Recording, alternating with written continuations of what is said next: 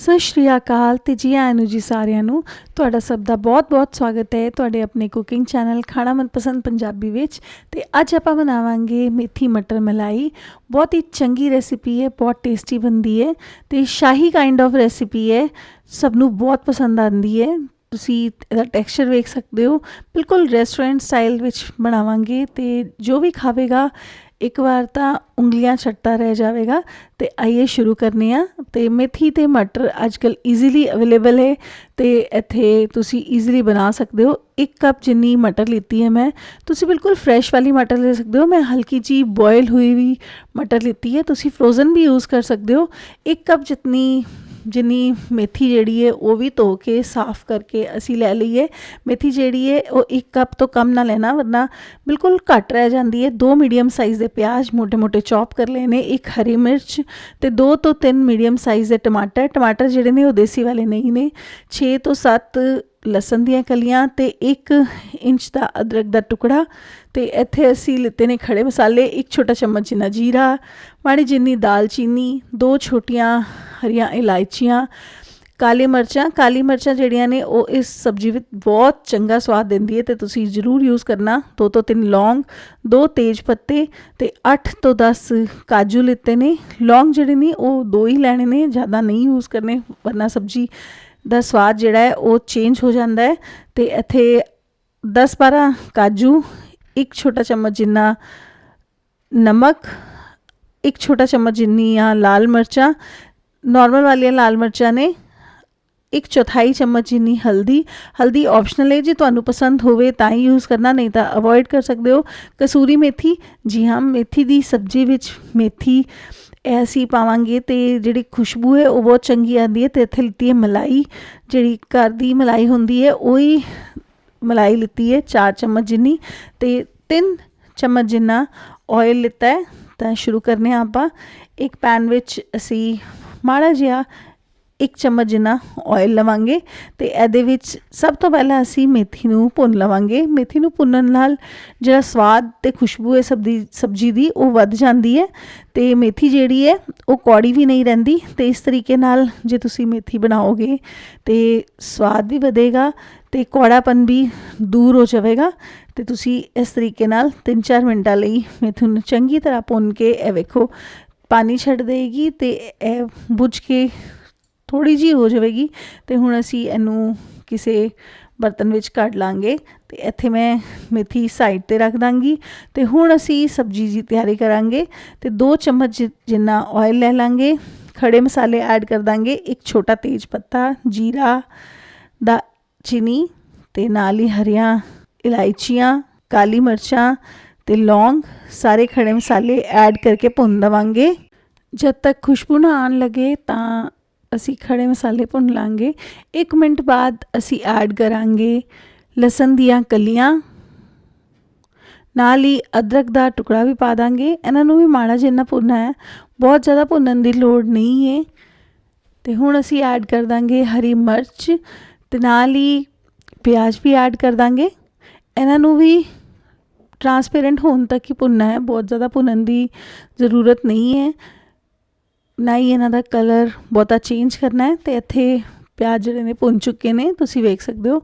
ਤੇ ਹੁਣ ਅਸੀਂ ਐਡ ਕਰ ਦਾਂਗੇ ਕਾਜੂ ਜਿਹੜੇ ਨੇ ਉਹ ਭੁੰਨਣ ਤੋਂ ਬਾਅਦ ਬਹੁਤ ਚੰਗਾ ਟੇਸਟ ਦਿੰਦੇ ਨੇ, ਤਾਂ ਇਸ ਕਰਕੇ ਪਿਆਜ਼ ਨਾਲ ਅਸੀਂ ਇਹਨਾਂ ਨੂੰ ਭੁੰਨ ਰਹੇ ਹਾਂ।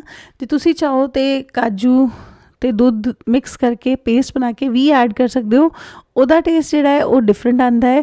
ਤੇ ਭੁੰਨਣ ਦੇ ਬਾਅਦ ਕਾਜੂ ਐਡ ਕਰਨ ਦਾ ਟੇਸਟ ਜਿਹੜਾ ਹੈ ਉਹ ਡਿਫਰੈਂਟ ਆਉਂਦਾ ਹੈ। ਤੇ ਹੁਣ ਅਸੀਂ 2 ਮੀਡੀਅਮ ਸਾਈਜ਼ ਦੇ ਟਮਾਟਰ ਪਾ ਦਿੱਤੇ ਨੇ ਤੇ ਇਹਨਾਂ ਨੂੰ ਵੀ ਮਾੜਾ ਜਿਹਾ ਭੁੰਨਣਾ ਹੈ।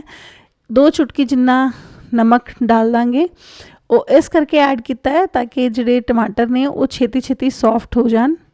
ਨਮਕ ਪਾਉਣ ਨਾਲ ਟਮਾਟਰ ਬੜੀ ਜਲਦੀ ਸੌਫਟ ਹੋ ਜਾਂਦੇ ਨੇ। ਤੇ ਹੁਣ ਇਹਨਾਂ ਨੂੰ ਕਵਰ ਕਰਕੇ 5 ਮਿੰਟਾਂ ਵਾਸਤੇ ਲੋ ਫਲੇਮ 'ਤੇ ਕੁੱਕ ਕਰ ਲਾਂਗੇ। ਤੇ ਇੱਥੇ ਤੁਸੀਂ ਵੇਖ ਸਕਦੇ ਹੋ ਜਿਹੜੇ ਟਮਾਟਰ ਨੇ ਉਹ ਸੌਫਟ ਹੋ ਚੁੱਕੇ ਨੇ, ਬਿਲਕੁਲ ਚੰਗੀ ਤਰ੍ਹਾਂ ਗਲ ਚੁੱਕੇ ਨੇ। ਤੇ ਹੁਣ ਅਸੀਂ ਗੈਸ ਬੰਦ ਕਰ ਦਾਂਗੇ। ਮਾੜਾ ਜਿਹਾ ਟਮਾਟਰਾਂ ਨੂੰ ਮੈਸ਼ ਕਰ ਲਾਂਗੇ ਕੜਛੀ ਜਾਂ ਚਮਚ ਦੇ ਨਾਲ, ਤਾਂ ਕਿ ਕੋਈ ਵੀ ਟਮਾਟਰ ਜਿਹੜਾ ਹੈ ਉਹ ਮੈਸ਼ ਹੋਣ ਤੋਂ ਰਹਿ ਨਾ ਜਾਵੇ। ਤੇ ਹੁਣ ਇਹਨੂੰ ਠੰਡਾ ਕਰਕੇ ਇਹਦੇ ਵਿੱਚੋਂ ਜਿਹੜੇ ਖੜੇ ਮਸਾਲੇ ਤੁਸੀਂ ਵੇਖ ਸਕਦੇ ਹੋ ਉਹ ਈਜ਼ੀਲੀ ਨਿਕਾਲ ਦਿਓ। ਮੈਂ ਇੱਥੇ ਤੇਜ਼ ਪੱਤਾ ਕੱਢ ਦਿੱਤਾ ਹੈ ਤੇ ਬਾਕੀ ਖੜੇ ਮਸਾਲੇ ਬਹੁਤੇ ਨਹੀਂ ਨੇ ਤੇ ਇਸ ਕਰਕੇ ਨਹੀਂ ਕੱਢੇ। ਤੇ ਇਹਨਾਂ ਨੂੰ ਮਿਕਸੀ ਵਿੱਚ ਪਾ ਕੇ ਹੁਣ ਅਸੀਂ ਪੇਸਟ ਬਣਾ ਲਾਂਗੇ ਤੇ ਪੇਸਟ ਰੈਡੀ ਹੈ ਸਬਜ਼ੀ ਵਾਸਤੇ। ਤੇ ਹੁਣ ਸੇਮ ਪੈਨ ਵਿੱਚ ਮੈਂ 1 ਛੋਟਾ ਚਮਚ ਜਿੰਨਾ ਆਇਲ ਐਡ ਕੀਤਾ ਹੈ ਤੇ ਕੁੱਲ ਜਿਹੜਾ ਆਇਲ ਹੈ ਉਹ 3 ਚਮਚ ਹੀ ਐਡ ਕੀਤਾ ਪੂਰੀ ਸਬਜ਼ੀ ਵਿੱਚ। ਤੇ 1 ਤੇਜ਼ ਪੱਤਾ, ਮਾੜੀ ਜੀ ਹਲਦੀ, ਲਾਲ ਮਿਰਚਾਂ ਦਾ ਪਾਊਡਰ, ਇੱਥੇ ਕਸ਼ਮੀਰੀ ਲਾਲ ਮਿਰਚਾਂ ਦਾ ਪਾਊਡਰ ਹੈ ਜੋ ਸਬਜ਼ੀ ਨੂੰ ਬੜਾ ਚੰਗਾ ਕਲਰ ਵੀ ਦਿੰਦਾ ਹੈ ਤੇ ਬਹੁਤ ਹੀ ਚੰਗਾ ਕਲਰ ਐਡ ਕਰਦਾ ਹੈ। ਤੇ ਹੁਣ ਅਸੀਂ ਐਡ ਕਰਾਂਗੇ ਕਸੂਰੀ ਮੇਥੀ। ਕਸੂਰੀ ਮੇਥੀ ਵੀ ਭੁੰਨ ਲਾਂਗੇ, ਭੁੰਨਣ ਨਾਲ ਟੇਸਟ ਵਧੀਆ ਆਉਂਦਾ ਹੈ। ਤੇ ਇੱਥੇ ਐਡ ਕਰ ਦਿੱਤਾ ਹੈ ਮਸਾਲਾ ਜਿਹੜਾ ਅਸੀਂ ਹੁਣੇ ਰੈਡੀ ਕੀਤਾ ਸੀ। ਜੱਗ ਵਿੱਚੋਂ ਪਾਣੀ ਪਾ ਕੇ ਵੀ ਮਸਾਲਾ ਕੱਢ ਲਾਂਗੇ। ਤੈਨੂੰ ਪਹਿਲੇ 1 ਮਿੰਟ ਵਾਸਤੇ ਅਸੀਂ ਭੁੰਨ ਲਿਆ ਹੈ ਤੇ ਹੁਣ ਐਡ ਕੀਤਾ ਹੈ ਅੱਧਾ ਕੱਪ ਜਿੰਨਾ ਪਾਣੀ ਪਾ ਕੇ ਚੰਗੀ ਤਰ੍ਹਾਂ ਗ੍ਰੇਵੀ ਨੂੰ ਮਿਕਸ ਕਰਾਂਗੇ। ਤੇ ਤੁਸੀਂ ਕੰਸਿਸਟੈਂਸੀ ਆਪਣੀ ਮਰਜ਼ੀ ਨਾਲ ਐਡਜਸਟ ਕਰ ਸਕਦੇ ਹੋ। ਹੁਣ ਅਸੀਂ ਐਡ ਕਰਾਂਗੇ 3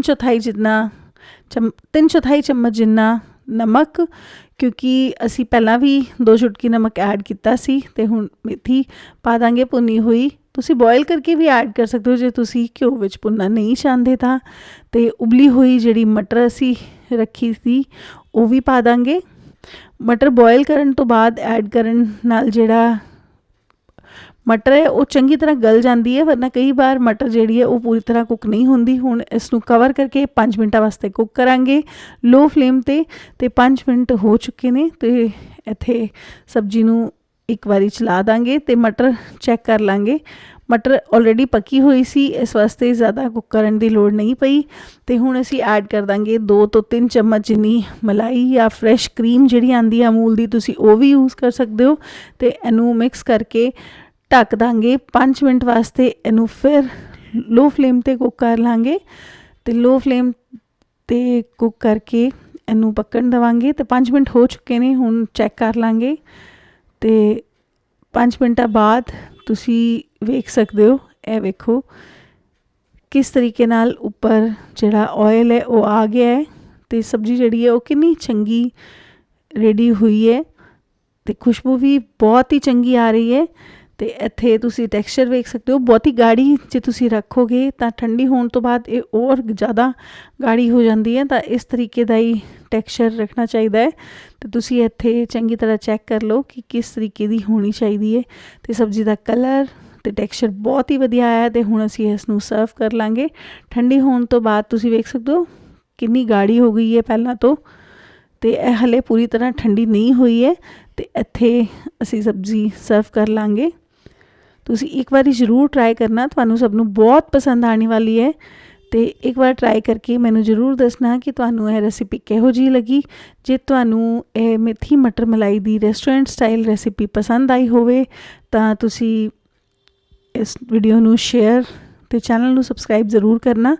ਤੇ ਤੁਹਾਡਾ ਸਭ ਦਾ ਬਹੁਤ ਬਹੁਤ ਸ਼ੁਕਰੀਆ ਚੈਨਲ ਨੂੰ ਵੇਖਣ ਲਈ, ਚੈਨਲ ਨੂੰ ਸਬਸਕ੍ਰਾਈਬ ਕਰਨ ਲਈ। Thanks for watching. ਤੇ ਮੇਰੀ ਵੱਲੋਂ ਬਹੁਤ ਬਹੁਤ ਧੰਨਵਾਦ। ਸਤਿ ਸ਼੍ਰੀ ਅਕਾਲ। ਤੇ ਅਗਲੀ ਵੀਡੀਓ ਵਿੱਚ ਮਿਲਨੇ ਆ।